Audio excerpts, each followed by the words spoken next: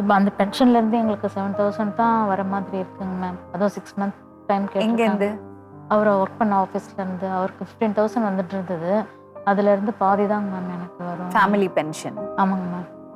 இதில் முக்கியமான ஒரு விஷயம் எப்படின்னா, அவங்களுக்கு ஒரு ஸ்பெஷல் நீட்ஸ் இருக்கிறது ஒரு சைல்டு, ஃபிசிக்கலி அவங்களுக்கு ஸ்பெஷல் நீட்ஸ் இருக்கிறது சைல்டு.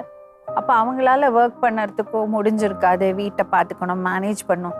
பட் இவங்க அது பண்ணதுனால தான் அந்த ஹஸ்பண்டுக்கு வேலைக்கு போய் யூனோ சம்பாதிக்க முடிஞ்சுது. ஸோ அவங்க கான்ட்ரிபியூஷன் 50% இருக்குது, அதில் 50% ஒரு மோர்.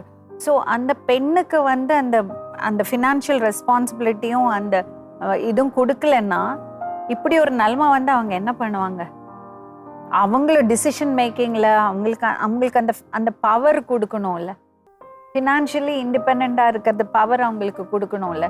ஸோ விமன் வீட்டில் இருக்கிறது விமன் இது ரொம்ப ஜாக்கிரதையாக இருக்கணும். என்னன்னா திடீர்னு ஒரு விஷயம்னா என்ன பண்ணுறது?